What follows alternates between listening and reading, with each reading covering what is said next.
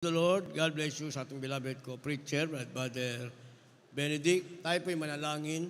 Opo, dakilat mapagpala amang banal, Diyos na makapangyarihan sa lahat, aming pinakamamahal na Panginoong Hesus. Diyos na banayad sa pagkagalit sa kanan sa kahabagan sa pangunang panalangin po, aming ginagawa mga pastor, beloved our world evangelist, Welda Almeida, end time prophet, Lord God, maraming salamat po sa paglangis mo, sa bawat bahagi na yung gawain na tapos na tigit, sa pagkilos mo mainam sa aming kalagitnaan, sa yung Santong Espiritu na bigalak sa mga puso, at bagong lahat kami nagpakumbaba, lalo abang lingkod sa aming punagawang pagkukulang, pagkakamali, pagkasala kabaga makamit patawarin, lubos-labis po kami nagsisi, at sa aking mga labi, ikaw po maglagay makataga. Dapat bigkasin ikaw po akin na asahan, buksan pangunawa, kaisipan ng bawat nakikinig, patuloy mo kaming samahan ng iyong kapangyarihan, sa pangalan ni Jesus, unbelief and doubt, Satan cast out, be bound into hell, and be there forever in the name of our dearest Jesus, pray. Amen and amen. Everybody say, praise the Lord. Una tingit sa lahat, ang pinakamataas na pagpupurit, pasalamat, kaluwalhatian at kadakilaan ay tangi lamang sa ating Diyos na buhay at makapangyarihan, walang iba sa ating pinakamamahal na Panginoong Jesucristo. At ako po'y nagpabuot ng dobling paggalang sa ating pong beloved na evangelist, Welda Almeida, the end time prophet of our loving God. At patuloy pong ating pag-alala kailanman ay hindi natin malilimutan ang mga turo at aral na iniwan ng ating beloved Almastan Pastor, our beloved Mama Dear. At ako'y nagpaabot ng paggalang pagbati sa mga beloved children, ating beloved parents in the Lord, sa ating beloved Kuya Mart, beloved Main, sa kalamamahal sa buhay. At magandang hapon sa inyo lahat, sa ating pong pinagpalang baguhan, at sa ating pong mga viewers, sa ating pong live webcast. At sadyang napakabilis ng panahon, mga minamahal, at magtatapos na naman ang month of April. Ating tatalakayin, Training for Life. Training for Life, sa Tagalog niyan, pagsasanay para sa buhay. Pagsasanay para sa buhay, Training for Life. Basahin po natin ating teksto. Kindly, ating beloved Bible reader, ihanda ng mga verses. Pag sinabi kong basa, hindi na kayo maghahanap, magbabasa na lang tayo. Kindly. Sa mga awit, 66, talatay 14, balik sa 2, ganito po ang pagkasulat. Na sinambit ng aking mga labi at sinalita ng aking bibig, nang ako'y nasa kadalamhatian. 2, awitin ninyo ang kaluwalhatian ng kanyang pangalan. Paluwalhatiin ninyo ang pagpupuri sa kanya. Amen. Palapakan po natin ang sabay-sabay na malakas na palakpak ang ating pinakamamahal na Panginoong Jesucristo. Lahat magsabi ng praise the Lord. Ang ating Diyos na mabait sa langit, ang magpala ng kanyang palasalita, purihin ang ating mahal na Panginoon. Sabi ng ating nabasa, mga minamahal, ang kamay ng Diyos o ang kamay ng Panginoon ay makikilala sa kanyang mga lingkod. Sa makatuwid, mga minamahal, ang sinasabing training for life o yung sinasabing pagsasanay sa buhay, mga minamahal, magagawa natin ito kapag tayo po ay nasa tinatawag na kamay ng ating pinakamamahal na Panginoong Jesucristo. Dahil sa sanlibutan, maraming training, mga minamahal. Hindi ba? Maraming training. Ako, minsan, nag-training ako, mga minamahal, yung ikaw ay magtinda ng encyclopedia. Kasi gusto ko kagad magkatrabaho, mga minamahal. Tinrain kami. Nung kami magsimula, mga minamahal, nasa 60 kami. Pero nung matatapos na yung 7 araw na training, mga minamahal, 3 na lang kaming naiwan. At yung training na ibinigay sa amin, mga minamahal, walang katapatan. Kumbaga, para ka lang makabenta, mga minamahal, sasabihin mo ang lahat ng kasinungalingan. Naranasan ko yan, mga minamahal. Pero ang sinasabing training for life, ang Diyos ang magtuturo sa iyo at mangyayari yan kapag ikaw ay nasa kamay ng ating pinakamamahal na Panginoong Jesucristo. Kaya kahit anong gawin ng tao, pag wala ka sa kamay ng Diyos, mga minamahal, walang mangyayari sa training mo. Kaya sa paglilingkod sa Diyos, meron tayong tinatawag na proseso. Hindi tayo pwedeng pumunta sa langit dahil tayo ay Kristiyano na. Nakagaya ng pangalan ng iba na pag sinasabing, once you save forever. Pag tinanggap mo ang ating mahal na Panginoon, bilang sarili mong Panginoon, tagapagligtas at hari ng iyong buhay, ang sasabihin, mga minamahal, ikaw ay tagalangit na. Pero hindi yon ang nakalagay sa banal na kasulatan. Sa banal na kasulatan, mga minamahal, mananatili kang nasa kamay ng Diyos. Habang nasa kamay ka ng Diyos, tinuturuan ka araw-araw sa bawat sandali ng buhay mo. Tinuturuan ka ng ating pinakamamahal na Panginoon.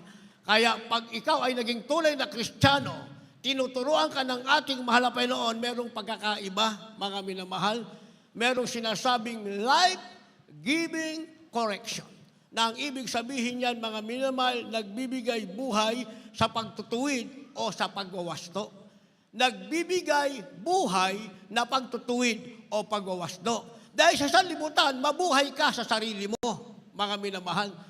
Pero walang pagtutuwid, walang pagwawasto.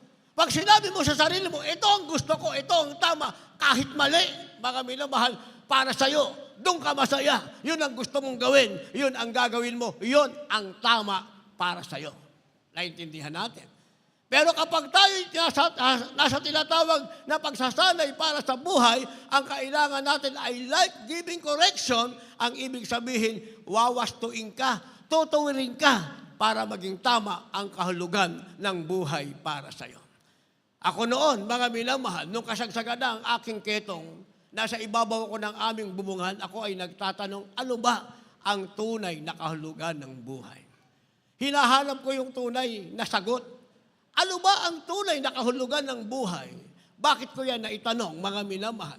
Kasi mahirap lang kami. Sabi ng nanay ko, ang tangi naming kayamanan kung kami ay mag-aaral. Kaya sa hirap ng buhay, pinilit kong mag-aaral. Kumuha ko ng 5-year course of architecture. Pagka-graduate, para sa akin, ito na ang tunay na buhay. Subalit naging kabaligtaran, mga minamahal, isang napakahirap na buhay ang lalo kong naging kalagayan dahil ako ay nagkaroon ng karamdamang ketong. At ang aking karamdamang ketong umaasa kong gagaling sa loob ng 2 taong gamutan. Ang isa lang ang sinabi ng doktor sa kahuli-hulihan, dapat akong itapon sa leprosaryo. At tinatanong ko, ano ba ang tunay na kahulugan ng buhay? Ikaw ay mangangarap na maalis sa kahirapan? Ikaw ay mangangarap magkaroon ng magandang kinabukasan? Pangarap lamang na kung magkaroon ng katuparan, ang kasunod niyan ay walang hanggang kabiguan. Yun nangyari sa buhay ko. Hindi ko alam, ano ba ang tunay na kahulugan ng buhay? Pero nung ako'y makakilala sa ating mahal na Panginoon, doon ko ngayon nakita ang tunay na kasagutan. Ano ba ang tunay na kahulugan ng buhay? Ang tunay palang kahulugan ng buhay, kailangan mo ng training, pagsasanay. At sa pagsasanay na yan, ang kailangan mong gagawin sa'yo ay walang iba ang ating pinakamamahal na Hesus Kristo. At habang ikaw ay sinasanay, mga minamahal, merong tinatawag na koreksyon. Ito na ngayon ang sinasabing life-giving correction. Basa. Dito po sa aklat ng Kawikaan, Kabanata 15, ang talata po ay 31 hanggang 32. Ang taingang nakikinig sa saway ng buhay ay tatahan sa gitna ng pantas. Sa 32, siyang tumatanggi sa saway ay humahamak sa kanyang sariling kaluluwa. Ngunit siyang nakikinig sa saway ay nagtatamo ng kaawaan. Amen. Palakpakan natin ang ating mahal na Panginoon. Sabay-sabay tayong pumalakpak. Pag linggo, pwede tayong pumalakpak ng malakas at sabay-sabay. At lahat magsabi ng malakas na praise the Lord. Life-giving correction, nagbibigay buhay na pagtutuwid o pagwawasto. Sabi ng ating nabasa, 31, ang taingang nakikinig sa saway ng buhay ay tatahan sa gitna ng pantas. Pag dumating para sa iyo yung tinatawag na saway, at ang tainga mo ay nakahandang pakinggan ito, ang ibig sabihin, tinatanggap mo, hindi ka nasasaktan, hindi mo pinipilit yung sarili mong katwiran na mali naman, ang sabi mga minamahal ng ating nabasa, ikaw ay tatahan sa gitna ng mga pantas. Ang ibig sabihin, mananatili ka sa mga taong tunay na matalino. Kasi sa sanlibutan, maraming gustong maging matalino, mga minamahal, pero mangmang naman. Yun ang sinasabi ng ating beloved, Honorable Evangelist Will de Almeida, the end-time prophet of our loving God, na matalino pa sa kanila ang pusa. Bakit? Dahil yun daw pusa, bigyan mo ng plastic na isda, hindi niya kakainin. Dahil alam niyang plastic. Ibig sabihin, isang bagay na hindi nararapat sa kanya. Pero ang tao, mga minamahal, bigyan mo ng maling bagay. Bigyan mo ng maling Diyos na paglilingkuran, yung mali, yun ang ginugusto niya, bigyan mo ng tama, ayaw niya. Naintindihan natin, mga minamahal. Kaya nga ako, sinasabi ko kasi may mga alaga akong aso, mga minamahal, parang mas mabilis pang turuan yung aso eh. Hindi ba? Pag sinabi ko sa aso ko, huwag ka lalabas ng gate, diyan ka lang. Doon lang siya. Pag sinabi ko, labas ka, dumumi ka, huwag ka lalayo, doon lang siya sa malapit. Pag sinabi ko, sige na, magtatalong ka na, babalik-balik, yung exercise niya, mga minamahal, pupunta sa malayo yun, pabalik-balik, 3 beses. Mabilis turuan, mga minamahal. Pero ang tao, turuan mo, 10 taon na. Hindi pa natuto. Hindi ba? Hindi pa natuto. Pero sabi ng ating nabasa, life-giving correction, kailangan pala natin ito para tayo ay ma-train ng tama at manatili sa kamay ng ating mahal na Panginoon. Na ang sabi, ang tainga daw na nakikinig sa saway, ikaw ay tatahan sa gitna ng mga pantas, magkakaroon ka ng tinatawag na tunay na karunungan. Kaya ang sabi ng verse 22, siyang tumatanggi sa saway ay humahamak sa kanyang sariling kaluluwa, ngunit siyang nakikinig sa saway ay magtatamo ng kaawaan. Palakpakan natin ang ating mahal na Panginoon. Kapag hindi mo natanggap yung saway, hindi mo natanggap, sabi ng ating nabasa, mga minamahal, ikaw mismo ang humamak ng iyong kaluluwa. Kahit na nasain mo ang langit, nasain mo ang kasaganahan ng buhay, nasain mo ang tagumpay na gusto mong magkaroon ka, hindi mo yan makakamtan. Kung makamtan mo lang, pangsamantala, pagkatapos niyan, dadating sa iyo ang kabiguang hindi mo makakayanan. Ang tanong, nangyayari ba? Nangyayari sa salibutan, mga minamahal. Dahil nag-meeting kami nung isang araw na, no, ating electrical engineer para sa panibagong installation ng ating wiring mula dyan sa main panel, papunta rin sa bago nating building. Yung kanyang mga nalagyan, mga minamahal, na mga transformer, mga taong kilala sa Pilipinas, mayayaman. Ang sabi niya, mayayaman. Pero pagdating ng COVID, mga minamahal, sila ang pinakamalungkot. Bakit? Sabi ng ating electrical engineer, yun daw kayamanan nila, bagamat sila'y mayayaman, hindi naduktungan ang kanilang buhay. Inabot sila ng kamatayan. Yun ang meron sila. Ano ang meron ng anak ng Diyos, mga minamahal? Nung magka-COVID, ang sinasabi ng mga anak ng Diyos, lalo silang pinagpala ng ating pinakamamahal na Panginoon. Bakit? Yan ang training sa ating buhay. Umasa ka sa Diyos. Training yan. Mga aral na natutunan natin sa ating mahal na magulang sa Panginoon. Kaya nga isang kilala sa Pilipinas na negosyante, mga minamahal, nung magkaroon yung COVID yung kanyang anak, single flight, kinuha ng eroplano ang tinatawag na vaccine. Sa ibang bansa, single flight doon. Dinala sa Pilipinas, in-inject sa anak, yun ang pumatay sa kanyang anak. Ayun na nangyari. Alam na alam ng electrical engineer na aking kausap, mga minamahal. Pero ang mga anak ng Diyos, tumanggi sa injection. Ano nangyari? Lahat ng kasama nilang may injection, nagkasakit. Yung walang injection, hanggang ngayon, malusog. Pinagpala ng ating mahal na Panginoon. Training of life, merong pagsasaway, mga minamahal. Kaya sinasabi, siyang tumatanggi sa saway ay humahamak ng kanyang sariling kaluluwa. Pag tinanggihan mo ang saway, hinamak mo ang kaluluwa mo. Hindi mo pwedeng sabihin, mga minamahal, na wala ng kalamidad na mangyayari. Ang katotohanan, parating ang kalamidad at anytime, yan ay mangyayari. At kung wala kang saway, wala kang training sa kamay ng Diyos, ang sabi ng ating nabasa, ikaw mismo ang nagpahamak ng iyong kaluluwa. Datapwat, ang sabi, siyang nakikinig sa saway ay nagtatamo ng kaawaan. Habang nagpapakumbaba ka sa harap ng Diyos, habang tinatanggap mo ang pagtuturo sa iyo, habang ikaw ay nasa kamay ng ating mahal na Panginoon, ang meron ka ang kaawaang nagmumula sa ating mahal na Panginoon. At ang kaawaan na yan ang magbabangon sa iyo mula sa kahirapan, mula sa karamdaman, magbibigay sa iyo ng tinatawag na kagalingan, at yung kaawaan na yan na galing sa Diyos, yan ang magdadala sa iyo sa buhay na walang hanggan. Kaya hindi ka pwedeng mabuhay, mga minamahal, hindi tayo pwedeng mabuhay na walang tinatawag na koreksyon. Naintindihan natin? Kaya hindi tayo pwedeng maging Kristiyano na sa kamay ng Diyos, sabi natin, okay na yan. Hindi pwedeng salitang okay na. Ang tama, mga minamahal, yung eksakto ng ating ginagawa ay naaayon sa kalooban ng ating mahal na Panginoon. Hindi sa magitan ng ating mata, okay na yan.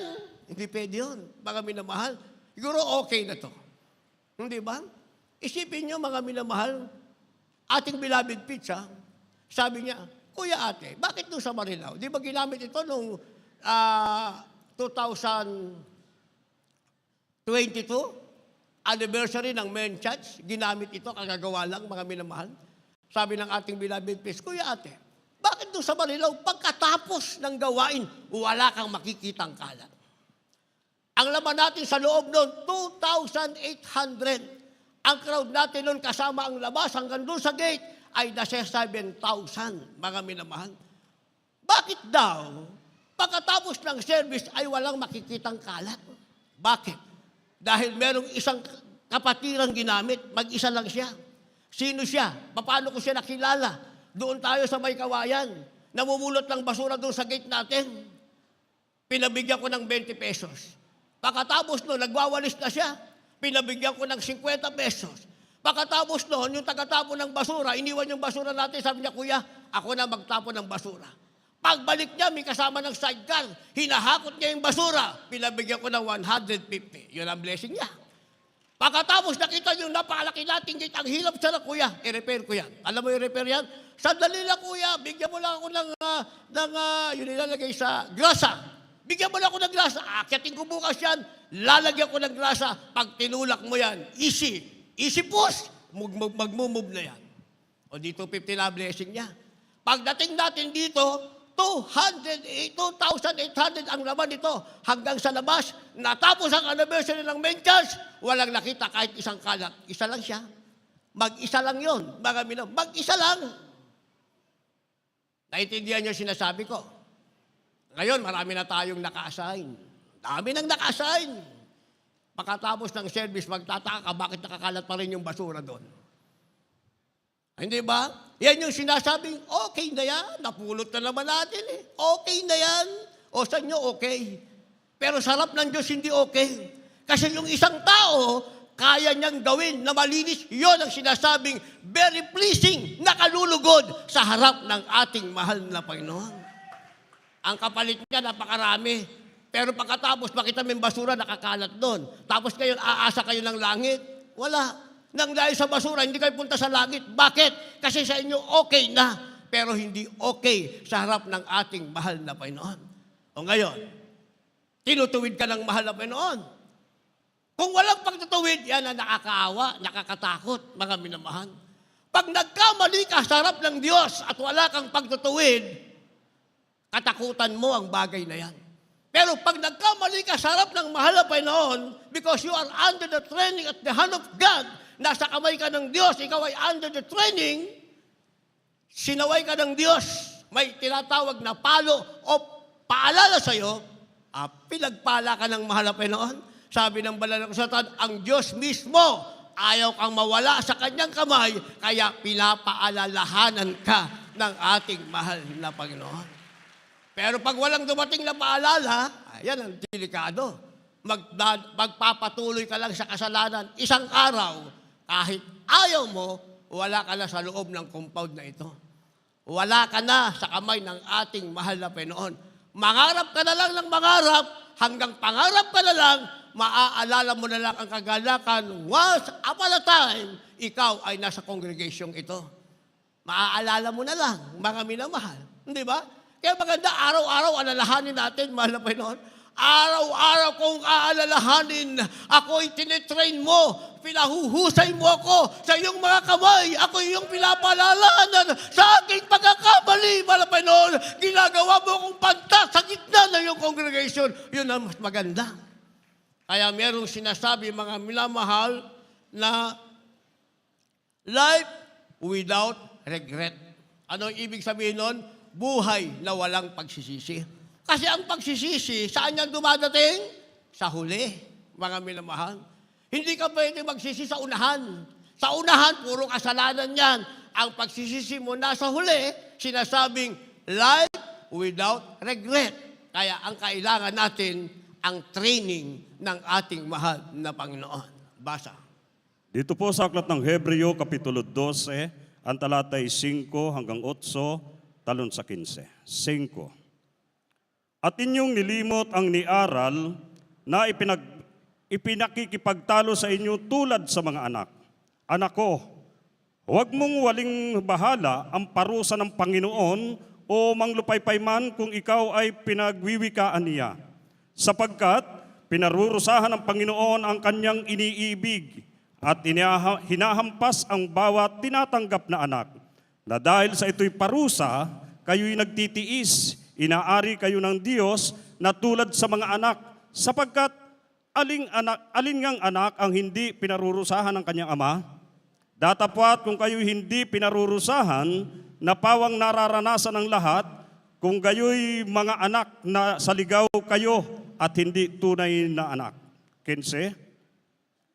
Napakaingatan na baka ang sinuman di makaabot sa biyaya ng Diyos. Baka kayo'y bagabagin ng anumang ugat ng kapaitan na sumisibol dahil sa dito'y mahawa ang marami. Palapakan po natin ang ating pinakamamahal na Panginoon. Sabay-sabay tayong pumalakpak. Lahat magsabi ng praise the Lord. Ang tawag dito, life without regret o buhay na walang pagsisisi. Para magkaroon ka ng buhay na walang pagsisisi, ngayon ka na magsisi. Kung meron kang pagkukulang, ituwid mo. Paano ka matutuwid? Ang Diyos ang magtutuwid sa iyo.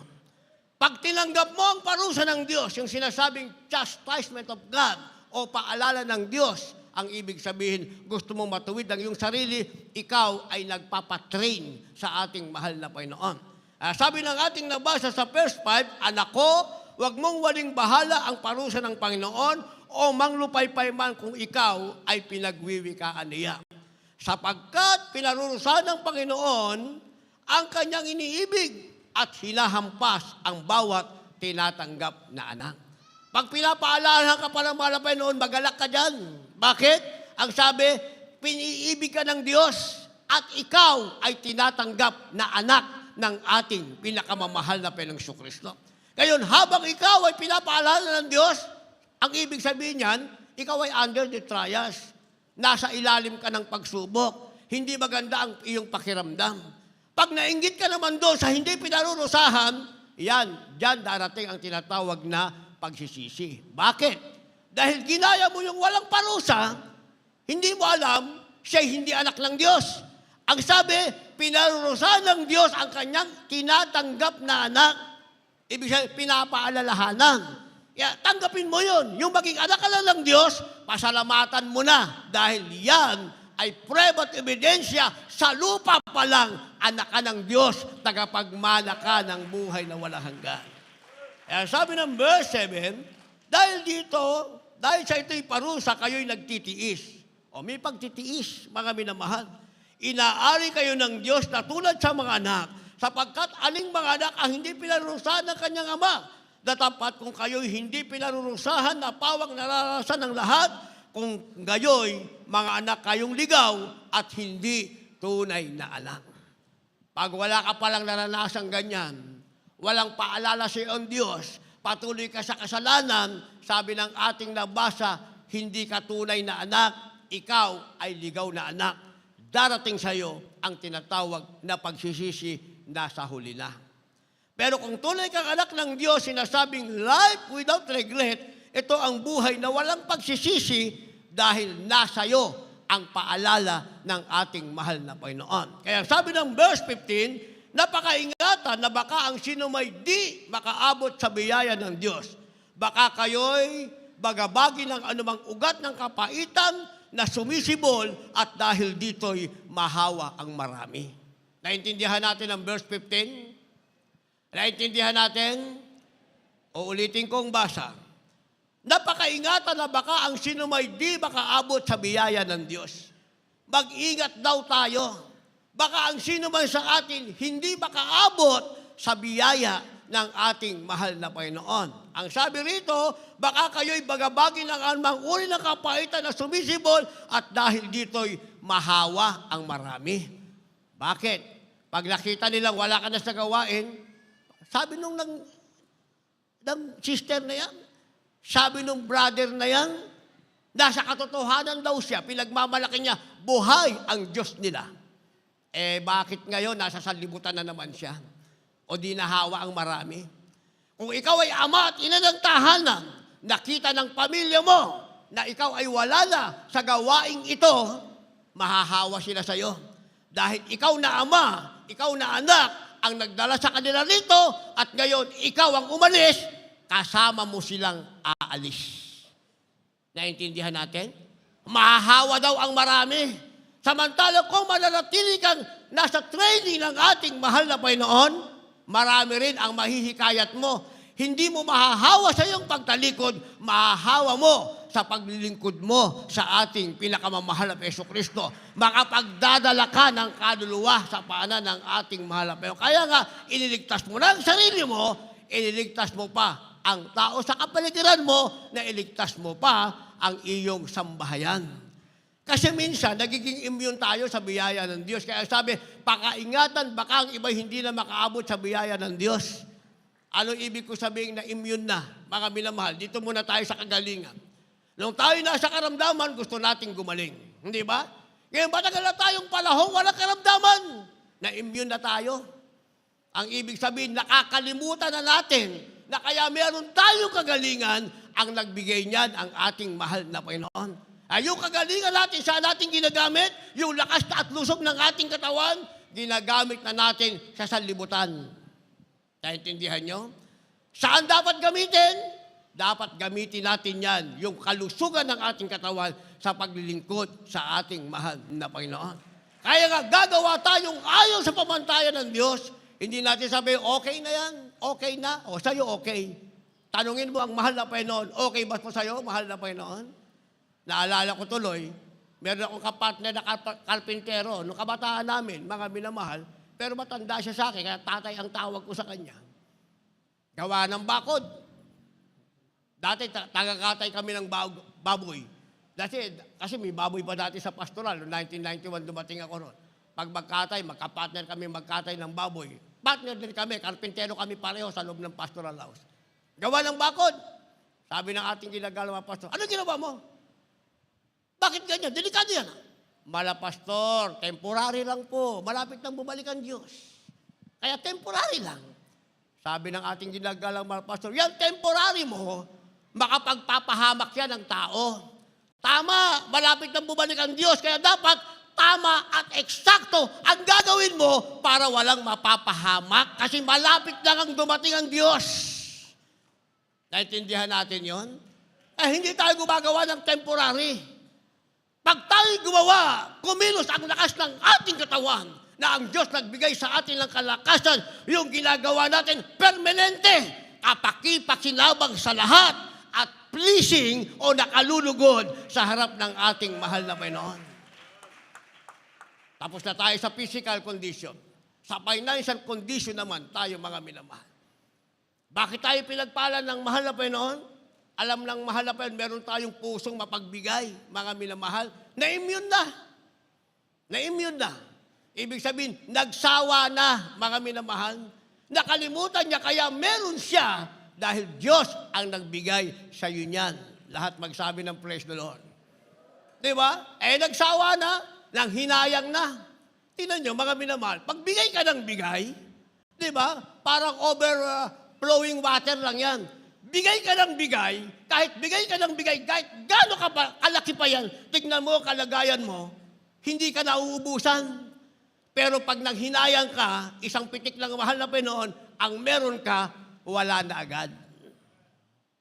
Naranasan nyo ba yan? Naranasan nyo? Bigay ka ng bigay, bigay ka ng bigay. Pero hindi ka naubusan. Bakit? Dahil nalulugod ng Diyos sa ginagawa mo. Pero pag huminto ka, hinto rin ang biyaya sa iyo ng mahal na Panginoon. Ayan ay patungkol sa financial status. Pagdating naman sa karunungan, mga minamahal, bigyan tayo ng malapit ng karunungan. Hindi ba? Sa mga academic natin, pinagpala tayo ng mahal na Panginoon. Talagang kahit ano ang mangyari, pakikita natin, kaya natin yan. Ang tanong, mga minamahal, yung bang ating effort sa academic, ginagamit ba natin para sa gawain ng mahal na Panginoon? Baka naman sa academic, andun ang ating wholehearted, ginagawa natin, mga minamahal, pagdating naman sa mahal na Panginoon, barya lang. Katiting na oras lang, mga minamahal. O hindi pa rin nakakalugod sa ating mahal na Panginoon. Naintindihan natin? Kaya ang sabi, mag-ingat ang bawat isa, baka tayo ay hindi makaabot sa biyaya ng Diyos at mahawa ang marami. Dahil kung umabot ka sa biyaya ng Diyos at nakita nilang ikaw ay nasa training ng mahal na Panginoon nasa kanyang kamay, kahit hindi ka na magsalita, nakita nilang pinagpala ka ng mahal na Panginoon, sila man ay sasama sa iyong maglingkod sa ating pinakamamahal na Panginoong Jesucristo. Pagkatapos nito, meron tayong tinatawag na life-changing choices. Ibig sabihin, mga pagpipilian sa pagbabago ng buhay. Pipili ka. Sabihin natin, 10 years na tayo sa mahal na Panginoon. Natanggap na natin ang mga pangako ng Diyos. Pero, still, meron pa rin choices, mga minamahal. Magpapatuloy ka ba? O hihinto ka na? Pag ikaw ay huminto, ano mangyayari? Pag nagpatuloy ka, ano ang mangyayari? Anong sabi ng banal na kasulatan? Basa. Dito po sa aklat ng Isaias Kapitulo 41, ang bersikulo po ay 10 hanggang 13. Huwag kang matakot sapagkat ako'y sumasayo. Huwag kang manglupaypay sapagkat ako'y iyong Diyos. Aking palalakasin ka, oo. Aking tutulungan ka, oo. Aking alalayan ka ng kanang kamay ng aking katwiran. Narito, silang lahat na nagagalit sa iyo ay mga papahiya at mga lilito. Silang nakipaglaban sa iyo ay papanaw at mga papahamak. Iyong hahanapin sila at hindi mo masusumpungan. Sa makatuwid bagay, silang nakipaglaban sa iyo. Silang nakipagdigma laban sa iyo ay papanaw at gaya ng bagay ng wala. Sapagkat akong Panginoon mong Diyos ay hawak ng iyong kanang kamay na magsasabi sa iyo, huwag kang matakot, aking tutulungan ka. Palakpakan natin ang ating mahal na Panginoon. Sabay-sabay na palakpak. Lahat magsabi ng praise the Lord. Life-changing choices. Pag binasa natin ito, tsaka tayo magsisimulang pumili, mga minamahal.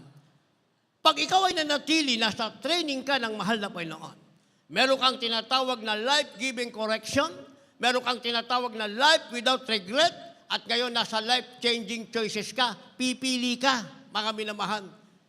Pagpili mo, unawain mong maigi. Ako ba mananatili sa Diyos o hindi ako mananatili sa Diyos?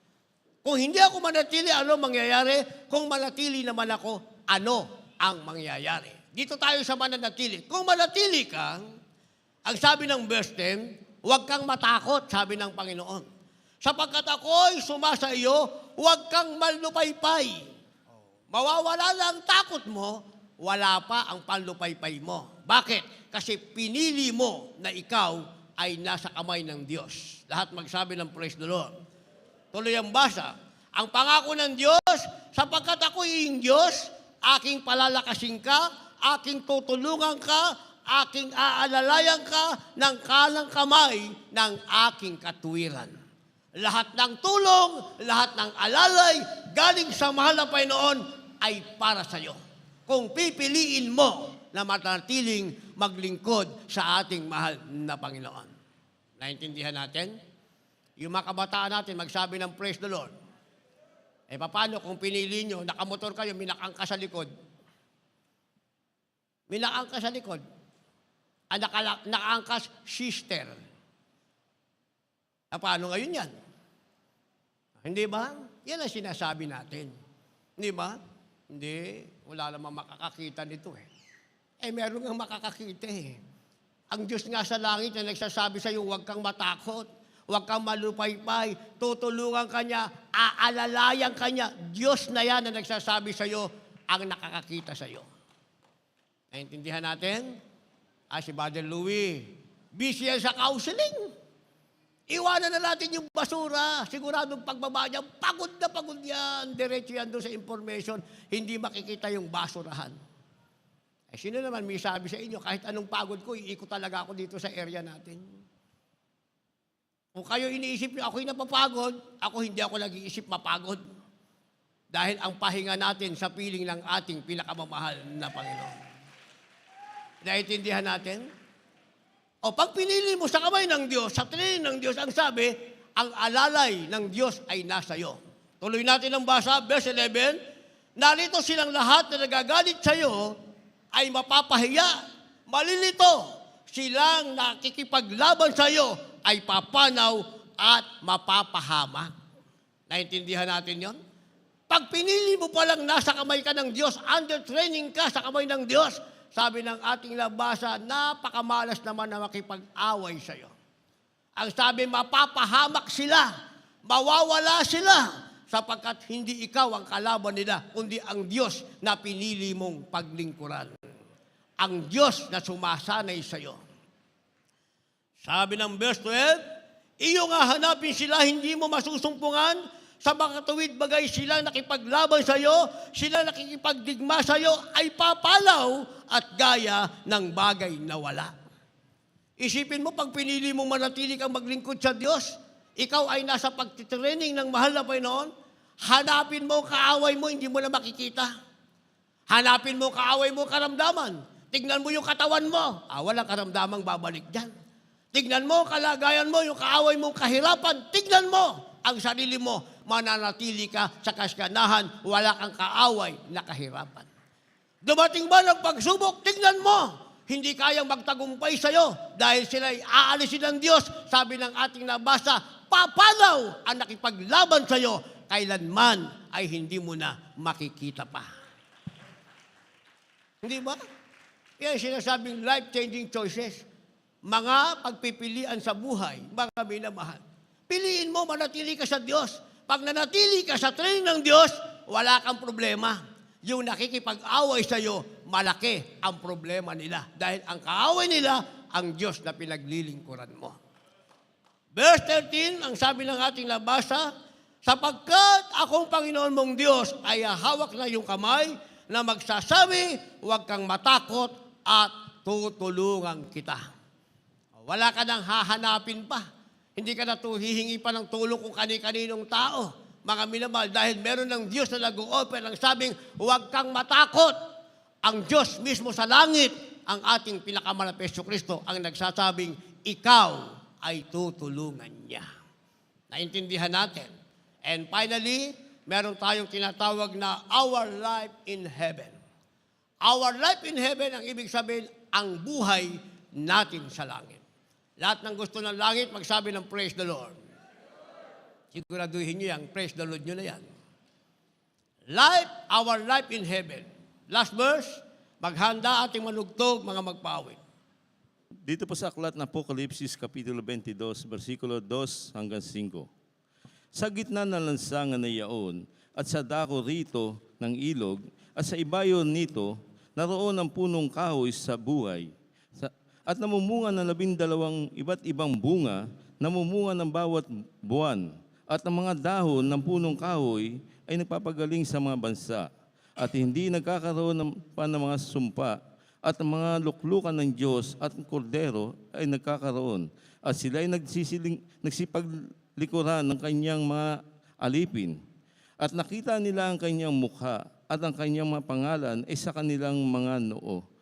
At hindi nagkakaroon pa ng gabi, at sila hindi nangangailangan ng liwanag ng ilawan, ni ng liwanag man ng araw, sapagkat ang liwanag sila ay ng puno ng liwanag, ang liwanag ng Panginoon ng Diyos at sila'y naghahari magpakailan-kailanman. Amen. Palakpakan po natin ang ating mahal na Panginoon. Our life in heaven, ang ating buhay sa langit. Ano ba ang buhay sa langit, mga minamahal? Alam na ba natin kung anong merong buhay sa langit? O ano ang buhay sa langit? Ito ang buhay sa langit. Kabaliktaran sa buhay sa impyerno.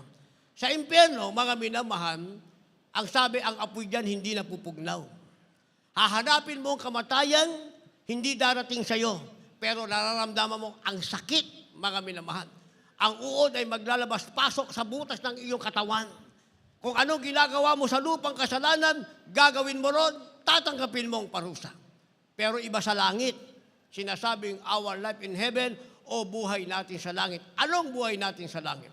Ang sabi ng verse 2, sa gitna ng lansangan, sa dako rito ng ilog, at ibayon nito, naroon ang punong kahoy ng buhay. Doon daw sa langit, merong ilog, mga minamahal. At merong punong kahoy ng buhay. Ang sabi rito, mga minamahal, namumunga ng 12 iba't ibang bunga, namumunga sa bawat buwan, at ang mga dahon ng punong kahoy ay nagpapagaling sa mga bansa. Yung pala ang buhay sa langit, mga minamahal. Dito, tingnan mo yung ilog, napakarumi.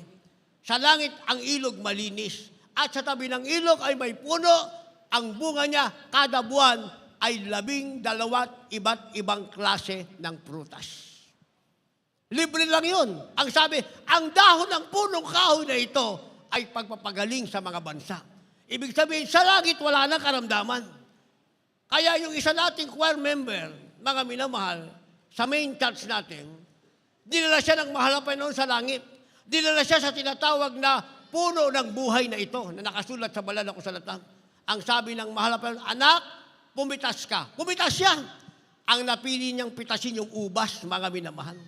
Yung ubas dito, ganito kaliit, 300 pa ang kilo. Pag minalas-malas ka pa, yung nabili mo, puno ng formalin. Nangyari sa akin yan. Bila ko na 1 kilo, pagkain ko, hinugasan ko na 3 beses, lasang formalin. O alam ka namang manghanayang ka pa sa 300, di itapon mo lang, kesa sumama pa yung tiyan mo. Samantalang sa langit pala, ang laki ng ubas doon, 1 piraso kasing laki ng bola ng NBA. Alam niyo yung bola ng NBA? National Basketball Association. Ganun kalaki. Sabi ng choir member, sabi ng marapang, anak, pumitas ka. Pinili niya yung ubas, 1 kagat pa lang, busog na siya. 1 prutas pa lang yun. Hindi mo bibilin, mamimili ka lang. Hindi ka magsasawa dahil sabi ng ating labasa, kada buwan, ang puno ay mamumunga ng iba't ibang klase ng prutas. O yun ang pagkain mo sa langit. Hindi ka na mahihirapan pang bumili. Ituloy natin ang basa, verse 3, at hindi makakaroon ng sumpa. Ang luklukan ng Diyos at ng Kordero ay naroon siya'y paglilingkuran ng kanyang mga alipin. Wala nang sumpa, mga minamahal.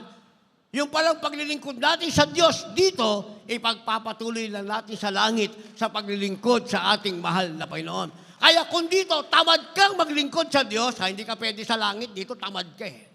Di ba? Dapat dito masikasi kang maglingkod sa Diyos para karapat dapat kang magmana ng buhay na walang hanggan. Pag dito tamad kang pumalakpak, hindi ka pwede sa langit. Sa langit, lahat doon pumapalakpak. Sabi ng banal na kasulatan, sa langit lahat sumisigaw ng malakas na praise the Lord. Yun nakalagay sa banal na kasulatan. Ang sabi, ang hukbo ng langit ay nagpupuri sa Panginoon, nagsasabing, Hallelujah, na ang ibig sabihin ay kalulatian, kapangyarihan, at kapurihan.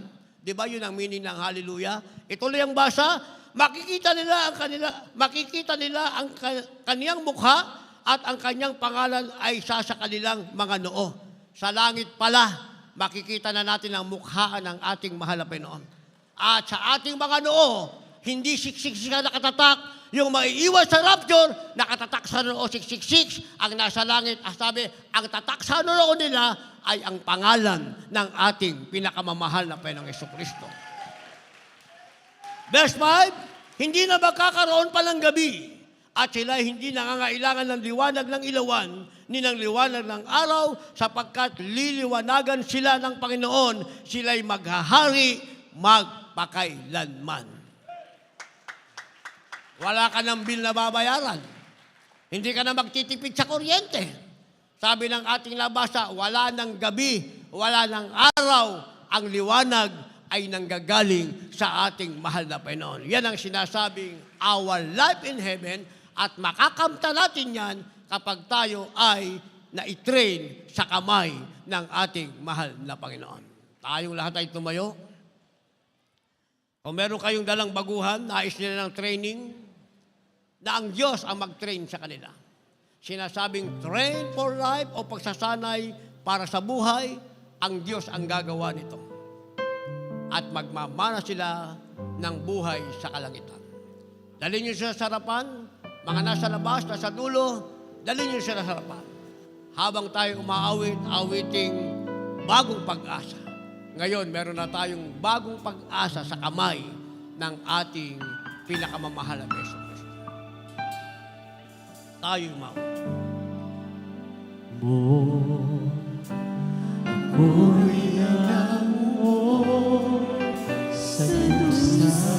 Sa kamay ng Diyos, tayo hinango sa Diyos.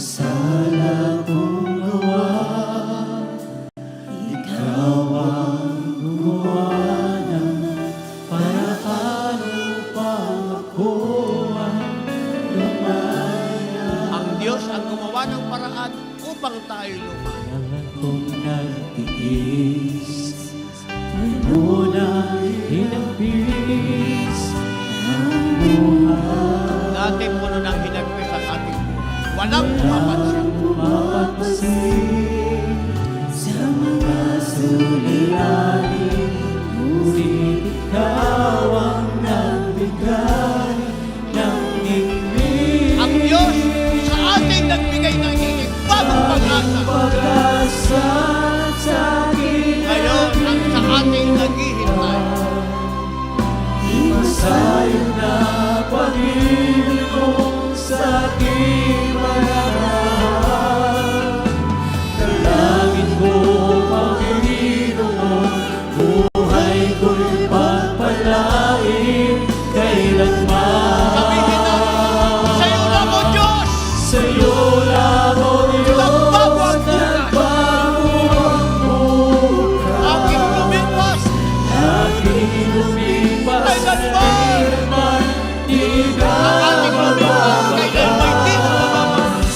Salamat po, Panginoon, sa buhay kong iyong nililigtas. Bagong pag-asa, hallelujah! Bagong pag-asa Ang sa ating naghihintay. Ngayon, meron na tayong bagong pag-asa sa ating Sa'yo na pag-ibig mo sa aking ang pag-ibig ng Diyos sa ating nalaman. Hallelujah! Dalangin ko, Panginoon, buhay ko'y pagpalain kailanman. Sa'yo lang o Diyos! Sa'yo lang, O Nagbago Diyos, ang buhay. nagbago ang buhay. Aking lumipas. Aking lumipas kailanman di na mababago. Sabihin natin ang sabay-sabay, salamat po, Panginoon! Sa buhay kong iyong iniligtas. Second stanza, kay sarap ng damhin, Ay sarap ng lamig, pag-ibig ko sa atin, pag-ibig mo sa akin. ang pag-ibig ng Diyos ay tunay. Di mapapantay. Kaya kahit ano pa man, Jesus, ikaw ang lahat sa buhay. Ulitin natin yan, ay sarap ng damhin, pag-ibig ko sa atin. Ang usapin natin, malapit, ang pag-ibig ng Diyos ay tunay. Di mapapantay. Ay gusto mo kahit ano pa man. Ano pa man, Jesus, Jesus, ikaw ang lahat sa buhay. Kay sarap ng damhin, pag-ibig mo sa atin. Pag-ibig Yan ang mo ating sa sasampitin, sarap ng ating malapit. ay tunay. Ang kanyang pagbibigay ito, di mapapantayan. Kahit ano pa man. Kahit ano pa man, Jesus ikaw ang lahat sa bagong pag-asa sa ating Masahin na pag-ibig mo sa ating nananahan. Dalangin ko, Panginoon, buhay ko'y pagpapalain kailanman. Sa'yo lang, O Diyos, nagbago ang bukas. At lumipas sa kailanman, di na mabawagan. Salamat po. Salamat po, Panginoon, sa buhay kong iyong iligtas. Bagong pag-asa sa ating naghihintay. Masahin na pag-ibig mo sa aking mananahan. Dalangin ko, Panginoon, buhay ko'y pagpalain kailanman.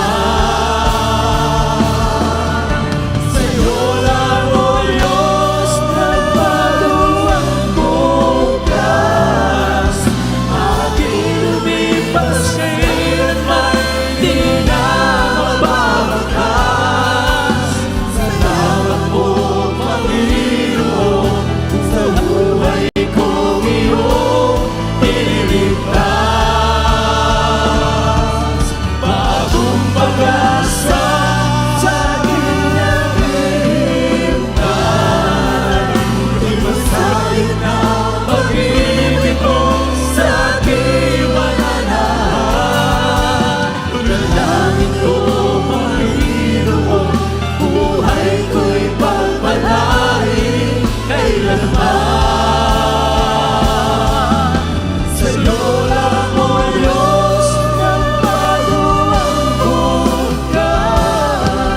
Aking lumipas kailanman, di na mababagas.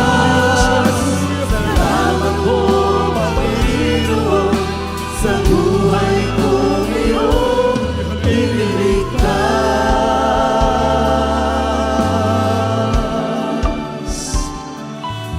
Hallelujah, hallelujah, hallelujah.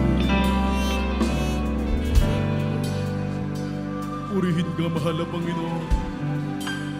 Purihin ang ating dakilang Diyos na ating pinaglilingkuran sa manalangin. Hallelujah, hallelujah para sa ating mga minamahal na mga bisita. Kayo po ay tunay na pinagpala ng ating dakilang Diyos sapagkat ang Diyos mismo ang siyang nagdala sa inyo dito sa tunay na iglesia ng mahal na Panginoon. Mga minamahalin niyo pong napakinggan ang mga banal at makapangyarihang salita ng ating dakilang Diyos. Maging ang mga buhay at pinagpalang patotoo ng kanyang mga dakilang tanda, mga kababalaghan, mga himala na katuparan ng ipinangako ng ating mahal na Panginoon na nakasulat sa Biblia.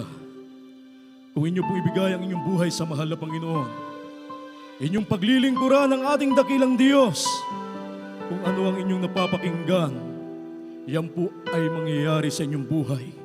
Kayo ay pagpapalain ng ating dakilang Diyos at kayo ay ililigtas ng mahal na Panginoon. Mga minamahal, mayroon pong 4 na reglamento ng kaligtasan na dapat maganap sa inyong buhay upang kayo po ay maging tagapagmana ng kaharian ng langit at buhay na walang hanggan.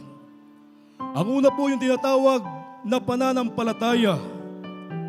Kinakailangang sumampalataya ka sa nag-iisang Diyos na bumaba mula sa langit at nahayag bilang isang tao upang magdusa at mamatay sa krus ng Kalbaryo para sa kasalanan ng buong mundo at nabuhay maguli upang patunayan na siya ang nag-iisang Diyos. Wala nang iba kundi ang ating pinakamamahal na Panginoong Hesukristo. Ang ibig sabihin ng pananampalataya ay paniniwala at pagtitiwala sa ating dakilang Diyos. Sapagkat sabi ng banal na kasulatan, kung walang pananampalataya ay hindi maaring maging kalugod-lugod sa harapan ng ating dakilang Diyos. Ang lumalapit sa Diyos ay dapat sumampalatayang may Diyos at siya ang tagapagbiganti sa mga sa Kanya'y nagsisihan. Ang pangalawa po yung tinatawag na makadiyos na pagsisisi. Kinakailangang pagsisihan mo ang lahat ng iyong mga nagawang mga pagkakasala at iwanan ang makasalanang buhay na kailanman ito po ay hindi na babalikan pa. Ang ibig sabihin ng makadiyos na pagsisisi, pagtalikod sa buhay makasalanan. Ang kasalanang na pagsisihan, ito po ay wag nang babalikan pa, tuluyan ng tatalikuran. Yun po ang ibig sabihin ng makadiyos na pagsisisi, pagtalikod sa buhay makasalanan. Kapag nakita ng ating mahal na Panginoon na nais pong totoong magbago upang maging banal at matuwid sa harapan ng ating mahal na Panginoon, kayo po ay Kanyang tutulungan. Ang pangatlo po ay bautismo sa tubig sa pangalan ng ating pinakamamahal na Panginoong Hesukristo. Yan po ay nakasulat sa Aklat ng mga Gawa, Kapitulo 2, ang bersikulo po ay 38. Ang sabi ng Biblia, magsisi kayo at magbautismo ang bawat isa sa inyo sa pangalan ni Hesukristo sa ikapagpapatawad ng inyong mga kasalanan at tatanggapin ninyo ang kaloob ng Espiritu Santo. Ito po ay hindi pag-aanib sa panibagong relihiyon o sikta. Hindi po mga minamahal. Ito po ay pagsasakatuparan kung ano po ang isinagawa ng mga apostolis. 2,000 taon na ang nakalipas, patuloy po nating isasagawa ang bautismo sa tubig sa pangalan ng ating pinakamamahal na Panginoong Hesukristo. Na ayon sa ating nabasa, ito po sa ikapagpapatawad ng ating mga kasalanan at tatanggapin natin ang kaloob ng Espiritu Santo. Ang pang-apat po, hindi na po kayo ang gagawa. Ang ating dakilang Diyos na po ang siyang gagawa nito, Kanya po kayong babautismuhan ng Kanyang banal na Espiritu sa takdang panahon. Habang kayo po ay nagpapatuloy sa pagdalo, sa paglilingkod sa ating mahal na Panginoon at kayo po ay nagsusumikap na isagawa ang banal na kalooban ng ating mahal na Panginoon. Ang banal na Espiritu na may tanda ng pagsasalita ng iba't ibang wika, iyan po ay darating sa inyo. Ang ikaapat na reglamento ng kaligtasan, bautismo sa Espiritu Santo. Para sa ating mga minamahal na mga bisita, pakitaas po ang inyong dalawang kamay. Yan po ay magiging tanda na inyong pong pagsuko sa harapan ng ating mahal na Panginoon at sundan niyo po ako sa panalangin, aking sasabihin kasama po yung tao sa pusong pagsisisi. Sabihin niyo po, dakila at magpala po naming Ama, Diyos na mapangyarihan sa lahat. Sa matamis at makapangyarihang pangalan ni Jesus, mahal na Panginoon, ako po ay isang taong makasalanan at ako po ay lubos na nagsisisi sa lahat ng aking mga nagawang mga pagkasala mula nang ako'y magkaisip hanggang sa mga oras na ito. Mahal na Panginoon, tinatanggap kita ngayon bilang sarili kong tagapagligtas, Diyos at Hari ng aking buhay. Iligtas mo po ako, maging ang aking mga mahal sa buhay. Gawin mo po kong tunay na Kristiyano sa isip, salita, sa puso, sa gawa at sa katotohanan. Tagapagmana ng kaharian ng langit at buhay na walang hanggan. Ang lahat na ito'y aking samot na langin sa matamis at makapangyarihang pangalan ni Jesus na aking tinanggap. Amen. Hallelujah, hallelujah. Kami na po manalangin para sa inyo. Hallelujah, hallelujah. Dakila at magpala po naming Ama, Diyos na mapangyarihan sa lahat. Sa matamis at mapangyarihang pangalan mo, aming pinakamamahal na Panginoong Hesus, ng dalangin ng aming minamahal at ginagalang na Ebanghelista, aming po minamahal na Pastor Wildy Estrada Almeida, ang iyong banal na propeta, sa huling kapanahonang ito, dakilang Diyos, kami po ay nagpupuri at nagpapasalamat sa iyo, mahal na Panginoon, sa mga kaluluwang tumanggap sa iyo, sa lahat ng aming mga minamahal na baguhan, dakilang Diyos, kahabagan mo sila at pagpalain, iligtas mo sila maging ang kanilang mga mahal sa sa buhay. Isulat mo ng malinaw ang kanilang mga pangalan sa aklat ng buhay dyan sa langit. Dakilang Diyos, pagkaluban mo ng pagkakataon na sila'y makapaglingkod sa iyo, mahal na Panginoon, amin silang makasama sa paglilingkod sa iyo hanggang sa iyo maligayang pagbabalik. Ang lahat ng ito'y aming samot dalangin sa matamis at mapangyarihang pangalan ni Jesus. Hallelujah, hallelujah, hallelujah. Purihin po ang ating pinakamamahal na Panginoon, ang una at ikalawang reglamento ng kaligtasan. Mga minamahal, ay inyo na pong naisagawa. Ang kulang po yung bautismo sa tubig sa pangalan ng ating pinakamamahal na Panginoong Hesukristo. Pagkatapos ng banal na gawain, kayo po ay magpabautismo, mga minamahal, upang inyo pong makumplito ang pagsasagawa ng mga reglamento ng kaligtasan. At tayo po ituloy-tuloy, mga minamahal, sa ating pong Holy Supper. At narito po ang ating beloved preacher, Benedict Purlahay. Amen. Praise the Lord.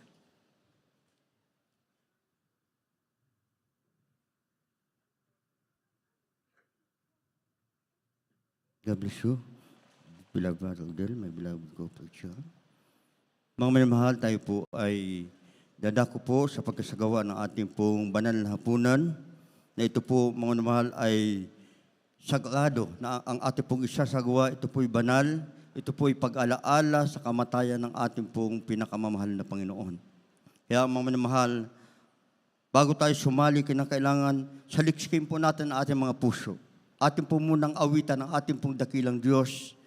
Ang awiting ito, Search Me, O God. Habang inaawit po natin ang awiting ito, saliksikin po natin mga puso. Humingi tayo ng tawad sa ating pong dakilang Diyos upang tayo maging karapat-dapat sa pagsali sa banal na hapunan. Hallelujah.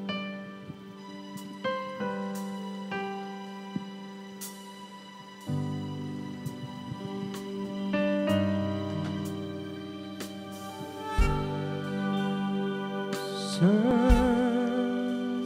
me, oh God, and know my heart today.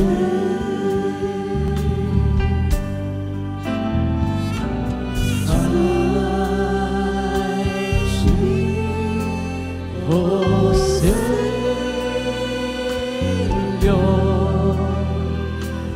Know my thoughts, I pray.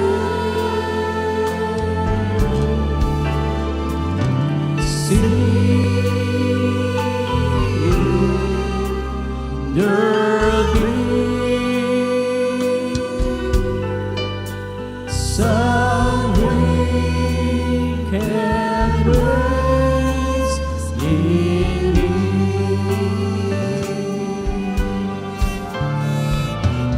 Cleanse me for every sin and set me free. Search me, oh God,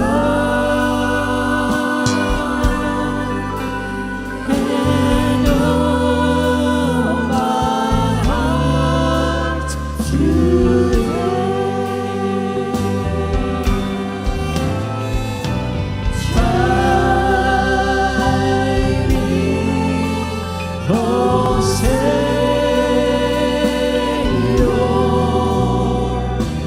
Know my thoughts, I pray. Sing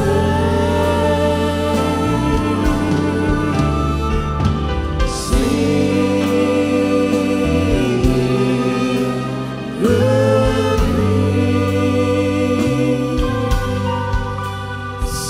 some wicked words in me.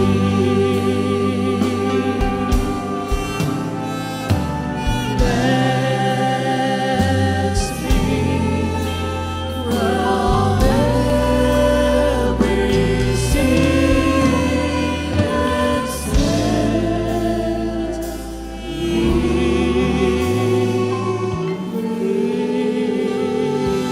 Hallelujah. Hallelujah. Hallelujah po.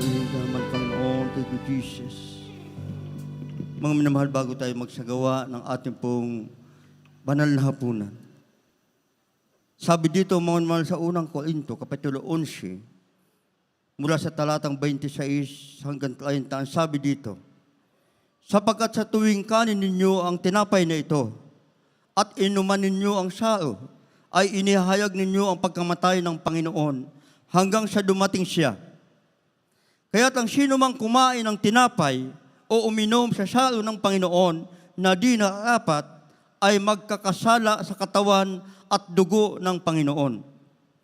Datapwat siya sa atin ng tao ang kanyang sarili at saka kumain ng tinapay at uminom sa sao. Sapagkat ang kumakain at umiinom ay kumakain at umiinom ng hatol sa kanyang sarili kung hindi niya kinikilala ang katawan ng Panginoon. Dahil dito'y marami sa inyo ang mahihina at mga masasakitin at hindi kakaunti ang nangatutulog. Kaya nga mga minamahal, bago tayo magsagawa ng ating pong banal na hapunan, na bago mga minamahal, ibigay sa kamay ng mga tampalasanan, ang mahal na Panginoon ay nagsagawa ng banal na hapunan. Na ito po mga mahal ay ang pag-alaala sa kamatayan ng ating pong pinakamamahal na Panginoon. Kaya mga mahal, kinakailangan bago tayo sumali, magsagawa ng banal na hapunan, tayo humingi ng tawad sa ating pong pinakamamahal na Panginoon. Ano man ang gawa natin, mga pagkukulang, mga pagkakasala, minsan nasusumpungan sa ating mga kahinaan, atin yan mga mahal, ihingi ng tawad sa ating pong dakilang Diyos. Saliksikin po natin ang mga puso. Kinakailangan tayo baging kaapat-dapat sa pagsali natin sa banal na hapunan. Kaya mga mahal, bago tayo magsagawa, tayo po muna ay manalangin sa ating pong dakilang Diyos. Ito po'y panalangin ng paghingi ng tawad sa ating pong pinakamamahal na Panginoon. Hallelujah. Dakilang Diyos, ang mga banal na makapangyarihan sa lahat, ang pinakamamahal na Panginoong Sus. Sa una't panalangin po ng aming po minamahal at ginagalang ng Pastor at Evangelista Wildis Ada Almeida. Ang bawat sa amin, mahal na Panginoon, nagpapakumbaba. Kami po, Diyos, naninikluhod, humingi ng kahabagan. Sa mo kami nasumpungan sa aming mga pagkukulang, sa aming mga pagkakasala, sa mga kahinaan na kami nasusumpungan ng Diyos. Mahal na Panginoon, patawain po ang bawat sa amin, mahal na Panginoon, na sa aming pagsali sa banal na hapunan. Mahal na Panginoon, gawin mo kaming kaapat-dapat na maging, ang aming puso maging kaapat-dapat sa pagsali sa banal na hapunan. Mahal na Panginoon, patawain mo bawat sa amin sa makapangyarihang pangalan ni Jesus. Amen and amen. Hallelujah. Mga minamahal, ating pong hawakan ang ating pong mga tinapay na ito po mga nagsilbing katawan na nabayubay doon sa krus ng Kalbaryo. Sabi dito mga mahal sa unang Korinto, Kapitulo 23 hanggang 25, sabi dito mga mahal, sapagkat tinanggap ko sa Panginoon ang ibinibigay ko naman sa inyo, na ang Panginoong Hesus ng gabing siya'y ipagkanulo ay dumampot ng tinapay, at ang siya'y makapagpasalamat ay kanyang pinagputol-putol at sinabi, ito'y aking katawan, na pinagputol-putol dahil sa inyo, gawin ninyo ito sa pag-alaala sa akin. Kainin po natin ang tinapay.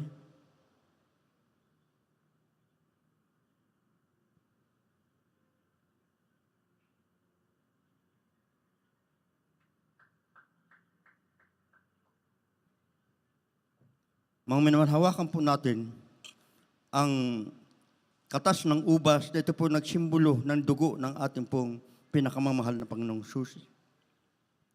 Ang sabi dito mga mahal sa talatang 25, at gayon din naman, hinawakan ang sao pagkatapos na makahapon na sinasabi, ang saong ito ay siyang bagong tipan sa aking dugo.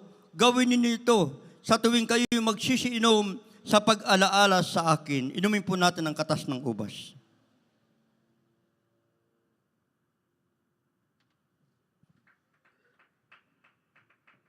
Hallelujah, hallelujah. Hallelujah. Hallelujah. Glory to Jesus. Hallelujah, hallelujah. Hallelujah. Lord Jesus.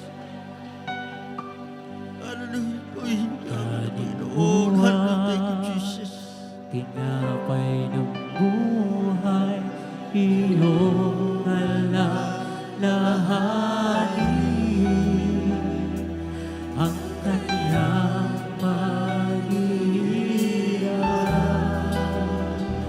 upang tayo makapiling.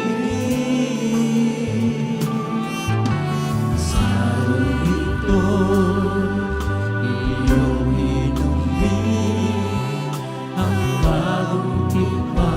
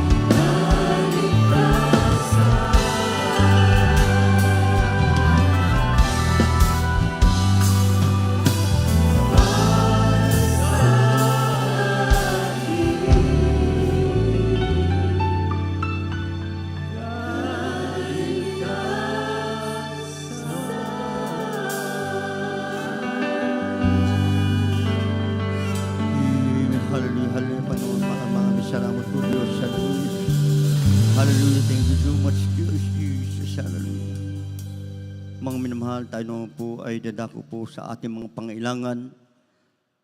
Akin pong binibigay ang buong pagkataon sa ating pong beloved ordained preacher, Lloyd Ignacio.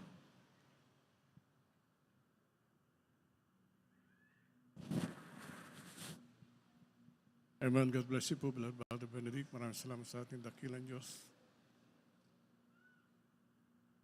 Tayo po dadako sa ating pong pangangailangan, minamahal. Ating pong isipin, tandaan na ang Diyos natin ay makapangyarihan.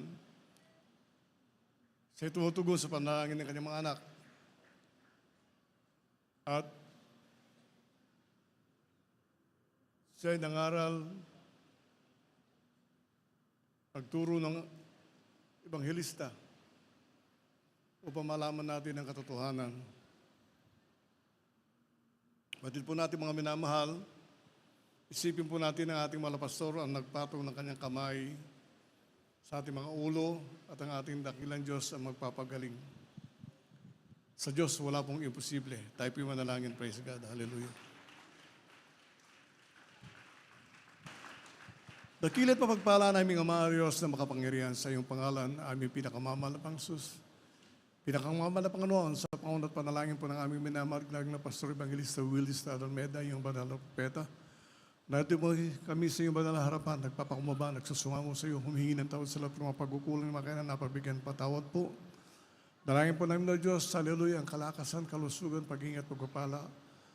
Patuloy, gamitin mo ang aming minamahal na Pastor Evangelista Willis Almeda para sa aming kaligtasan, sa mga beloved children in law, grandchildren at gate, grandchildren, lahat po ng mga aral, lahat po ng mga gawat, mga kapatiran sa buong daigdig.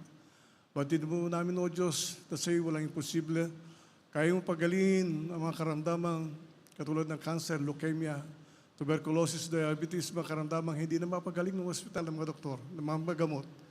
Wala pong imposible si Panginoon at sa iyong makapangyarihang pangalan, aming sinasaway ang demonyo ng karamdaman, demons of sickness and disease, demons of hallelujah, lahat ng mga karamdamang imposible pagalingin. Cast out, cast out, cast out, cast out. Be healed right now in Jesus' mighty name we pray.